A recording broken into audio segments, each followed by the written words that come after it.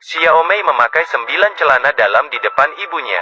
Itu karena setiap malam dia diperkosa oleh ayah tirinya. Tapi dia tidak memiliki keberanian memberitahu ibunya. Ini adalah satu-satunya cara untuk meminta perlindungan ibu. Tapi ibunya ternyata tidak memperhatikannya. Kemudian, Xiaomei menggantung sebuah boneka beruang lonceng di sudut tempat tidurnya lagi.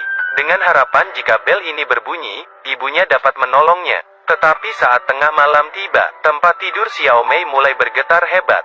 Bel berbunyi sangat keras. Tetapi ibu Xiaomei sepertinya tuli, tidak merespon sama sekali. Keesokan harinya, ibu melihat bercak di tempat tidur putrinya.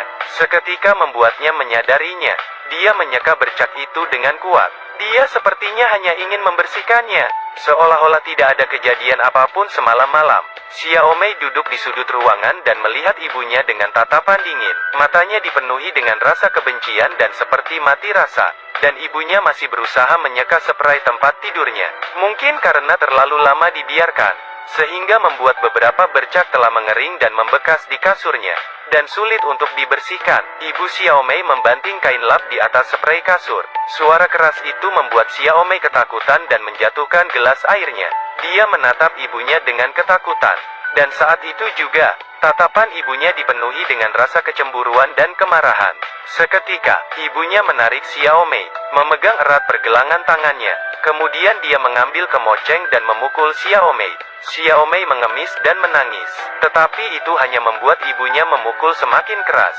Akhirnya, Xiaomei dipukuli sampai meninggal. Lalu ketika polisi menerima laporan, tubuh Xiaomei sudah kaku. Berdasarkan hasil autopsi, Xiaomei mengalami banyak pelecehan selama hidupnya, dan ada tanda-tanda kekerasan. Polisi langsung menangkap ibu Xiaomei, tapi dia hanya diam dan tidak pernah mengatakan sepatah kata pun.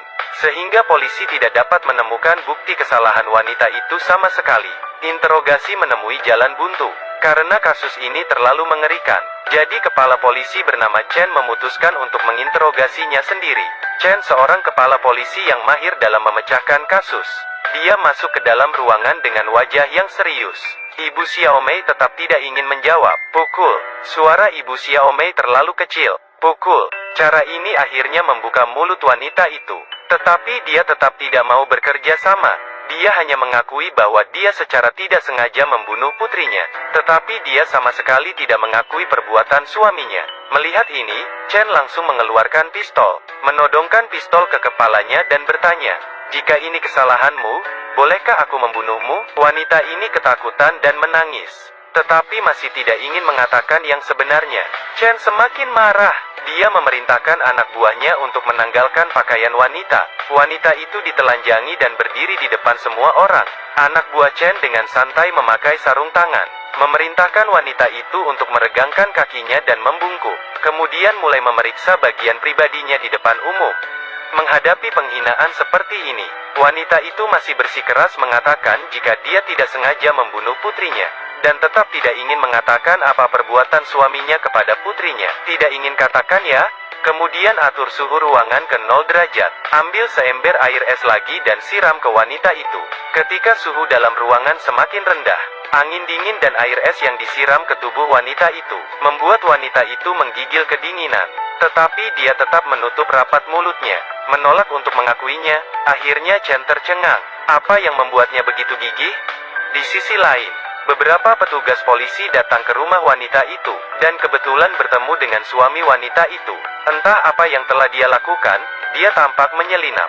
Saat itu juga, seorang kapten polisi mencium aroma bau terbakar, meminta anak buahnya menjaga pria itu, lalu bergegas masuk ke kamar, mencari aroma bau itu dan dia menemukan rekaman video yang sedang terbakar.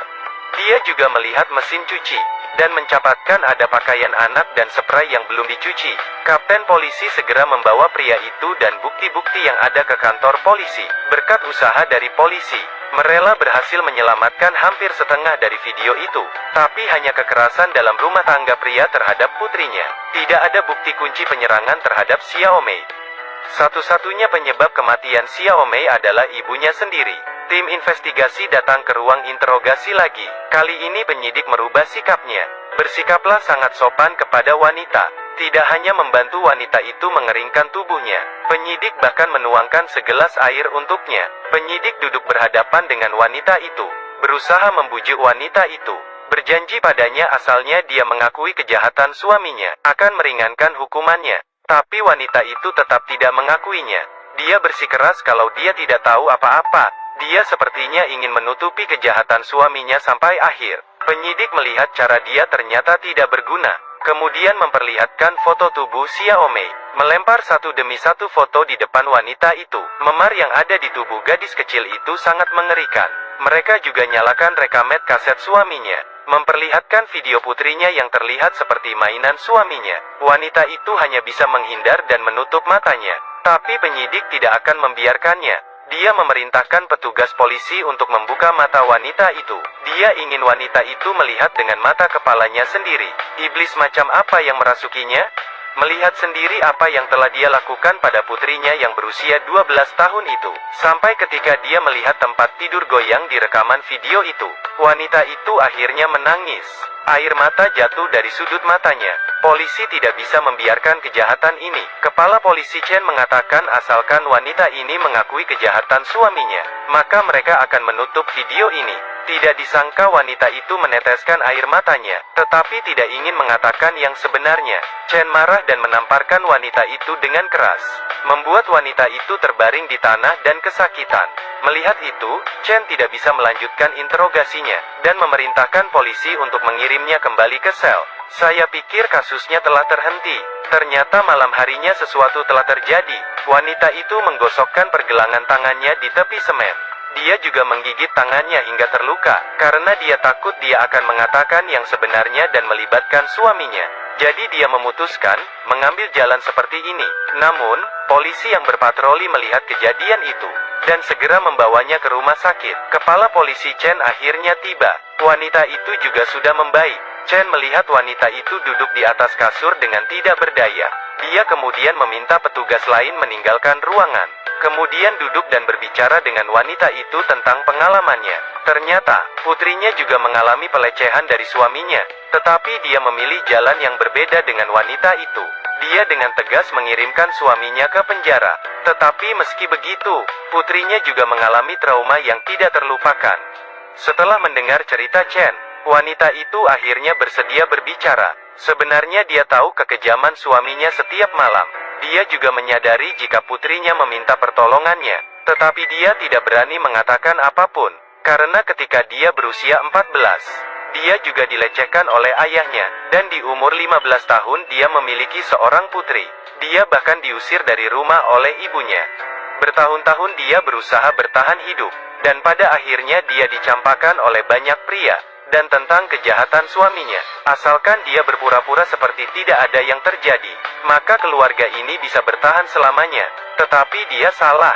Setelah mendengar cerita wanita itu, hati kepala polisi Chen juga tersentuh. Wanita ini tampaknya sudah dewasa, tetapi dia sebenarnya seorang wanita yang belum dewasa. Tidak pernah ada yang memberitahunya. Belajarlah untuk melawan ketika sesuatu terjadi. Jadi ketika putrinya diganggu, dia hanya bisa bersembunyi. Sampai setelah dia mendengar cerita kepala polisi Chen, wanita itu akhirnya menunjukkan keberaniannya. Dia akhirnya mengakui kejahatan suaminya, dan suaminya dijatuhi hukuman mati. Sedangkan wanita itu menghabiskan hidupnya di penjara, menghabiskan sisa hidupnya untuk menebus kesalahannya.